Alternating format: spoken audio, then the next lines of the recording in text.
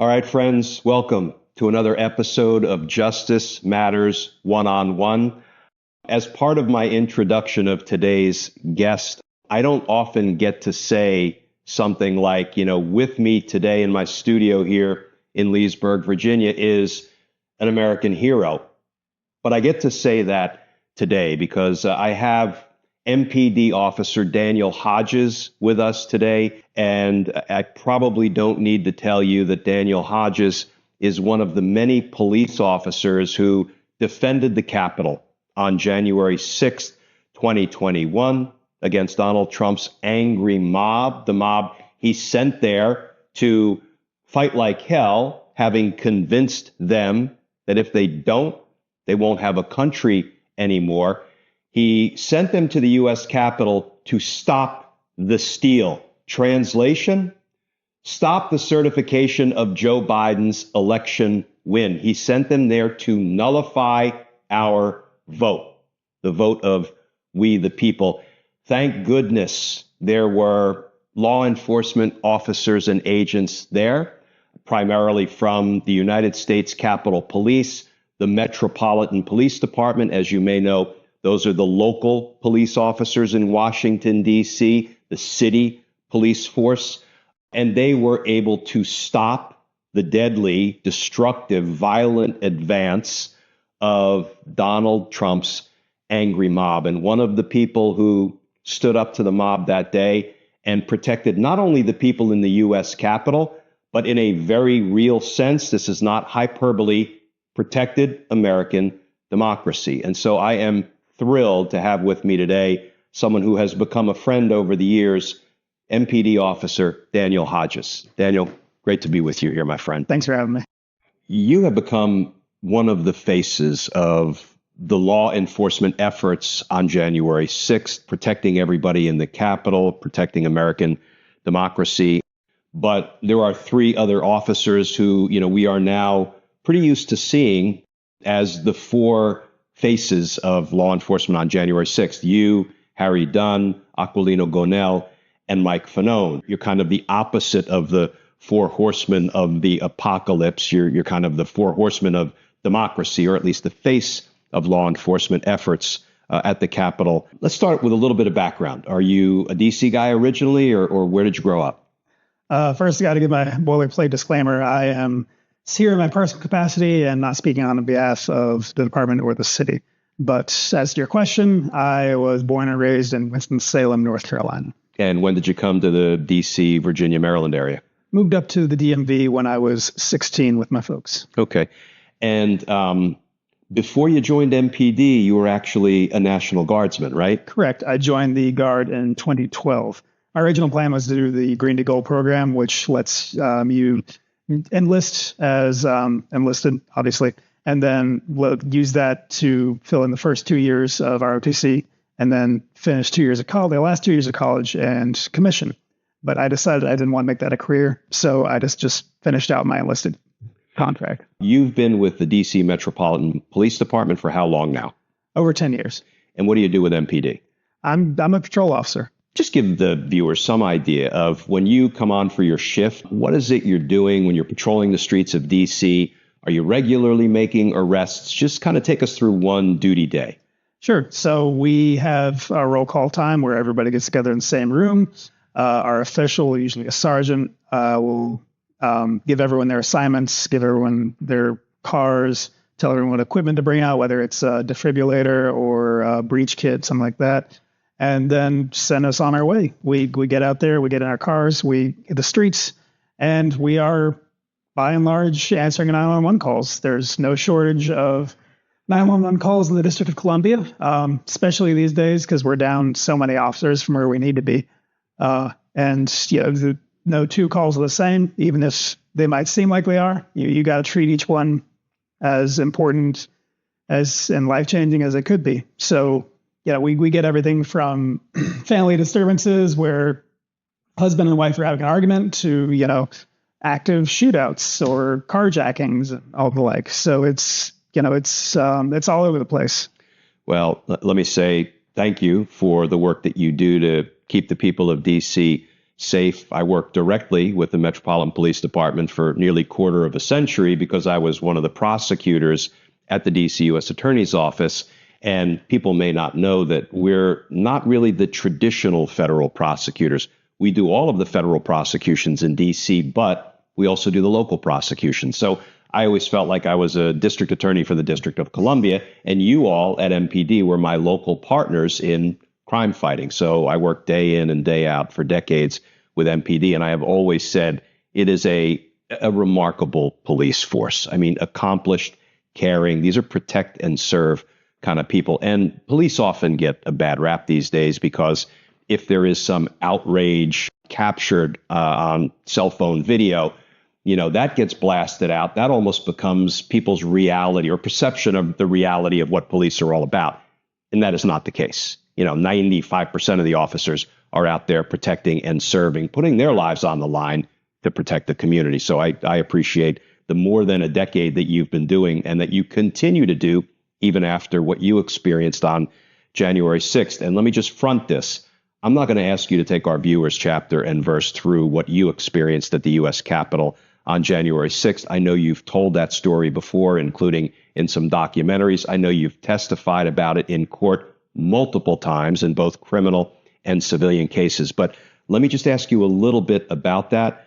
People may remember what is a horrific but iconic photo, which we'll put up on the screen, of some of what was done to you on January 6th, most notably that picture where you look like you have your head being crushed in a doorway as you were trying to repel Trump's angry mob as they tried to push in to the Capitol and get after lawmakers and stop the certification. Let me ask you, what is it that brought you to the Capitol on January 6th? So on January 6, 2021, obviously we knew that Trump was having his rally on the Ellipse, and there was going to be a large crowd there. And there was obviously chatter of, violent intent on the internet and wherever else our intel guys found it. I don't have any details. I didn't get any details really before that. We just knew, we knew what was going on that day. We knew about the certification. We knew that Trump was having his gathering, and we knew that people were angry. So we were activated in a CDU capacity, a civil disturbance unit. So while I'm normally in patrol, the civil disturbance unit is when police get together and essentially police the First Amendment assembly to make sure that it is both protected and that it doesn't become rioters. So we were down there as a CDU unit in just staying on Constitution Avenue while everyone filed into the Ellipse and being visible. Obviously, I'm not going to go through everything that happened in between that and the Capitol, but as everyone knows, it went badly. Everyone started streaming out to the Ellipse to the Capitol, started attacking the officers there. It got out of hand, so we were summoned as backup. We got to the Capitol, fought our way through the crowd to get to the police line on the West Terrace, held that as long as we could. Eventually, it broke. I got pushed back against the wall. Someone tried to gouge out my eye. I was beaten, knocked down, kicked, punched, but we fell back to the building itself as a choke point. And then I donned my gas mask inside, found my way in the hallway or tunnel that connects the room known as the crypt to the upper West Terrace. And that's where that video was made, because we fought to hold that with everything we had because we didn't know that they were able to breach elsewhere in the building. As far as we knew, that was it. That was the last line of defense. So we fought with everything we had, and I can say that they never made it through there. They might have broken through windows elsewhere, but they never made it through us. And all legislators were safely evacuated from the Capitol, courtesy of law enforcement efforts protecting them. Correct. There were some very close calls. You might remember Eugene Goodman leading them away from, I believe it was Romney. And I know one of them got close enough to Chuck Schumer to recognize him and say, hey, there's the head Jew or something like that. But we delayed them long enough to where everyone was able to get away safely. And then later that night, the certification was held and, the torch was passed. So let me ask you this, Daniel. Of the four guys, Harry, Mike, Aquilino, and yourself, you're the only one who remains an active police officer. Is that right? That's correct. Was it a difficult decision for you to remain a police officer with the Metropolitan Police Department after you went through what you just kind of described in summary you experienced on January 6th? Or is that not something that you struggled with? It might sound weird to say this, but in a lot of ways, I was very lucky. While I did sustain a variety of injuries, I was beaten up. I took blows to the head, had a huge contusion underneath my hair that I didn't know about till the next day, and the doctor found it. I had a headache for a couple of weeks, so it was likely a concussion. But all my pieces parts still work. I was able to go back to work in a couple of weeks, and no, I didn't really want to quit. I don't know what else I would do. I said besides being a police officer, and I invested time and energy there, and I didn't want to give the insurrectionists that victory over me. And I was optimistic. I felt like we won, and there's no way that the American people could see what happened and then put someone like Donald Trump back in a position of power again. But obviously, I was mistaken about that. But here we are. Yeah. So there's some good news, because in 2022, Congress passed a law requiring that a memorial to the police officers who saved the butts of the legislators that day, and in a very real sense saved democracy, a memorial to those officers be created and be installed at the U.S. Capitol. And then it turns out that didn't happen. And as a result, recently, you, joined by Harry Dunn, actually sued Congress. Not Congress precisely. Technically, you sued Thomas Austin in his official capacity as architect of the Capitol. What was it that prompted you to decide to bring this suit against, in substance, Congress for violating its own law that it had passed to create and install this memorial to you and the other officers? Right. So by law, this plaque was supposed to be put up years ago, but they just haven't done it. It was truly remarkable how Congress came together after the 6th. Things were really looking up, right? That everyone was on the same page. This was horrible. Everyone knew who was responsible.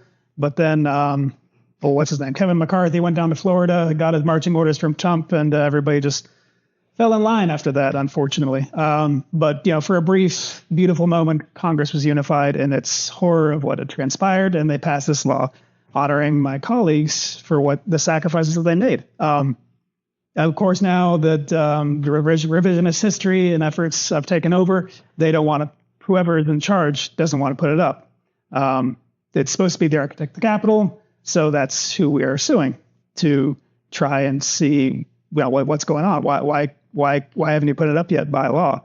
I'm interested to see what comes out in discovery. Hopefully, we get that far at least, because I don't understand why isn't it up? I don't get it. You asked me about my motivations.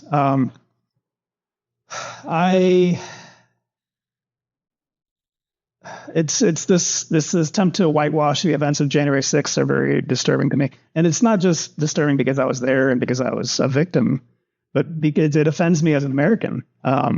It's just disguising history is not what we should be doing. It's certainly not the ugly parts of our own history.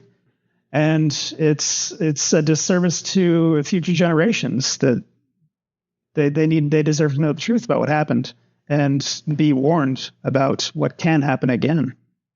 So let me do this. I have the complaint here that you and Harry Dunn filed, and I'm just going to read the first 3 short paragraphs to give the viewers some flavor of what this complaint is all about. It reads, on January 6, 2021, rioters attacked the United States Capitol in an attempt to stop the certification of the presidential election. Officers from the Metropolitan Police Department and Capitol Police, among others, fought against the mob to stop its advance.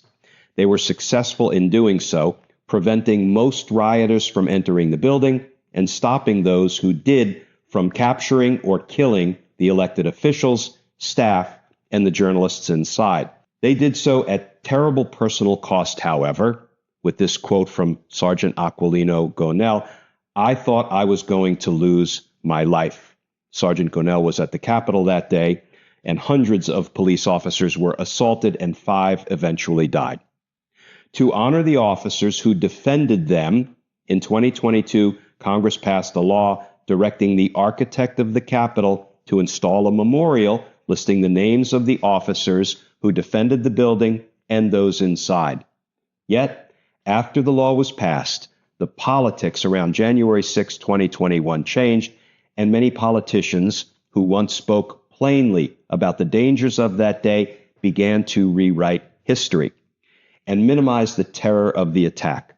4 years since Congress passed the law and 3 years since the deadline for its installation has lapsed, the memorial has not been put up. Plaintiff Harry Dunn is a former officer of the United States Capitol Police. Plaintiff Daniel Hodges is a current officer of the Metropolitan Police Department. Both men defended the Capitol on January 6, 2021, and risked their lives to do so. They bring this suit to compel Congress to follow its own law and install the mandated memorial to honor the women and men who saved the lives of those inside the building, and to ensure that the history of this attack on the Capitol and on democracy is not forgotten. So, Daniel, let me ask you, as an active member of the Metropolitan Police Department, did you hesitate or have any concerns before you decided to bring this suit against sort of in de facto Congress? No, not at all. I know that this is a very vindictive administration, and I know that working in government, I run the risk of being a target of that vindictiveness, no matter how effective or ineffective it might be. But if I were so afraid of losing my job that I didn't do everything I could to fight fascism, then I would be a Republican member of Congress. Well said. Okay, let me shift topics just a little bit. I don't want to spend much time on this, but as we sit here, the news has recently broke that Ashley Babbitt will be given full military honors by the Air Force. She's an Air Force veteran, and our viewers probably know Ashley Babbitt was one of the only people who was killed on January 6th as she tried to climb through the broken window of a barricaded door to get into, I think it was the Speaker's lobby, and law enforcement exercising not only restraint but appropriate force in the face of a mob of thousands trying to get at the legislators, discharged his weapon and killed Ashley Babbitt. Of course, the Biden administration had properly declined to authorize military honors for an insurrectionist, a rioter who was trying to get at, U.S. legislators and stop the certification of Joe Biden's election win. What are your thoughts about this new development that now she will be given full military honors? Yeah, I mean, it's very clearly a political thing. I believe that the former administration was correct in not giving Ashley Babbitt military honors because what she did was not honorable. She was an armed insurrectionist. A lot of people like to push this idea that she was unarmed. She had a knife in her pocket. And if you point that out to someone, they're going to say, well, it's not a gun. Are you telling me that someone trained by the military is unable to pose any kind of threat with a blade to our geriatric members of Congress? I'm pretty confident she could have caused a lot of damage if our law enforcement hadn't acted the way they did. So I don't know why. No, that's not true. I do know why they want to give her military honors, because they're trying to change the history. That's all it's about, is trying to make it look like they were the good guys when they weren't. So let's kind of finish up with this, something that may be directly impacting your day-to-day work as a police officer in D.C. We used to call it the DMV, right? The District of Columbia, Maryland, Virginia area.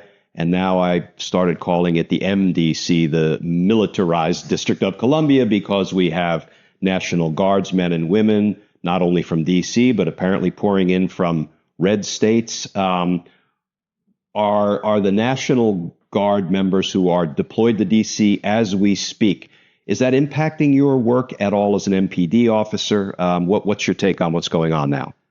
Well, me personally, it hasn't changed anything for me because of where and when I work in the city. I don't run into them. However, I'm aware of what they are doing, or rather what they are not doing. Then the thing you have to understand about, the military is that they're not trained for law enforcement purposes. They're trained to close with and destroy the enemy. They're not trained for, traffic stops. They're not trained to mediate family disputes. They're not trained in DC code. So there's very little that they can really do in the city that would be helpful for us, which is why you just see them standing around on the mall, standing around in Georgetown, people filming them and asking them what your mission is, and they don't have an answer because they don't know.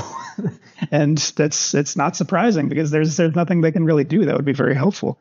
So they haven't impacted me personally, but I know that they're just being used as a political prop, as an intimidation tactic, and that's really sad. It makes me sad for them. As someone who served in the Guard and knows the noble reasons you join, that's not what you should be about. And there are multiple news reports that some of these members of the National Guard who have been deployed to D.C. under the pretext of, there's this enormous crime emergency, everything's out of control. And yet what they're doing presently, according to multiple news accounts, they're doing things like landscaping, they're mulching, they're armed with weed whackers, which sort of runs contrary to Donald Trump's claim that this is all about a crime emergency in Washington, D.C. Right. Yeah. There some of them are armed with actual weapons now, which is surprising since, as I mentioned, they can't really do anything law enforcement related. I don't know why they're carrying actual weapons, but yeah, since they can't do anything else, I guess he figured they might as well plant grass and do mulching. The National Park Service used to have tons of people who did that, but they all got fired by the Trump administration. So now the National Guard is costing the taxpayers $1 million a day to stand around on street corners and plant grass. All right, let's finish with this, because I heard you say this recently and it kind of stuck right here. It resonated with me. We see some of the abuses going on around the country with respect to how law enforcement, ICE in particular, is dealing with undocumented immigrants. I mean, the Fourth Amendment protects all of us against an unreasonable search and seizure. Seizure is a term of art, and when an ICE agent grabs hold of somebody, that's a seizure. And it has to be reasonable. It has to be supported by adequate evidence, if not a warrant. And yet we have seen the abuses, and don't take my word for it, a judge out in California ruled that ICE was engaged in abusing the Fourth Amendment and the due process rights of some of the undocumented immigrants that they were taking into custody. That was a ruling affirmed by the Ninth Circuit Court of Appeals. I don't know if MPD is involved in enforcing immigration laws. I wouldn't think that would be part of their mandate, but you said something the other day that resonated with me about what you would do if somebody, asked you to engage in this kind of conduct. And what was that? Right. Well, it's very simple. We filter everything we do through our value systems and our ethics primarily. We're not machines. We know our job, but we still have to agree with what were our actions, essentially. So if someone tried to get me to engage in this horrific enterprise that America is sadly doing now, which is the abduction and trafficking of brown people to extraterritorial concentration camps, I would tell them no, and I would quit, because I would much rather, I would beg on the street before I participated in that sort of thing. And then if I ever saw, you see all these reports of alleged police officers without any identifying information wearing masks, no insignia for their agency, no name tag, no nothing. If I saw a group of armed people wearing masks and no identifying information trying to push a brown person to a van, I would treat it like an armed kidnapping until they were able to prove otherwise. And I want to quote you from a few days ago where you just said flat out, I would quit before I would kidnap a brown person. And that, in my book, makes you a hero, not only in act and deed for what you did on January 6th, but the motivation behind why you chose to serve and why you continue to serve the people of the District of Columbia. So I thank you on behalf of our viewers for what you did on January 6th, what you continue to do every day, particularly in the face of what feels like a hostile military / law enforcement takeover of D.C. being attempted by Donald Trump. As long as there is some pushback right now, and that's a good thing. They weren't able to oust the chief of police from MPD, but it feels to me like this is going to be a battle and a struggle that we are all involved in for a long time, at least while Donald Trump remains in power. So thank you for coming. Thank you for doing what you do. I'll tell our viewers that we decided to lose the jackets today because it's kind of hot out here in Northern Virginia, just outside of Washington, D.C. But again, Daniel, thanks for joining us. Absolutely. Thanks for having me.